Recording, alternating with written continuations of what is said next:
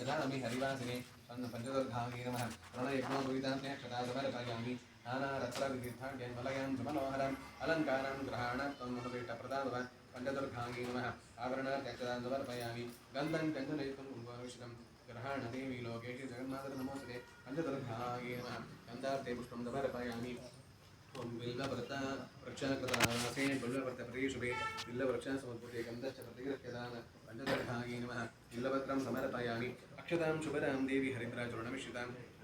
प्रतिगृह्णीष कौमारी दुर्गे देवी नमोऽस्तुते पंचदुर्गायै नमः अक्षता समर्पयामि आलदेवीर्लवन्दार कुन्दजातां मिश्रितां प्रतिं पुष्पं ग्रहणदेवीशी सर्वमङ्गलदावत पंचदुर्गायै नमः पुष्पाणि समर्पयामि तरङ्गत्वेन अष्टोत्तरशतनां पूजनीं योगः ओम दुर्गायै नमः ओम दारिद्र्यशमन्यै नमः ओम दुरितज्ञै नमः ओम दुरासदायै नमः ओम लक्ष्मी नमः ओम लज्जायै नमः महाविद्यायै नमः श्रद्धायै नमः पुष्ट्यै नमः सुतायै नमः प्रभायै नमः महारात्रै नमः महामायायै नमः वेदायै नमः मात्रै नमः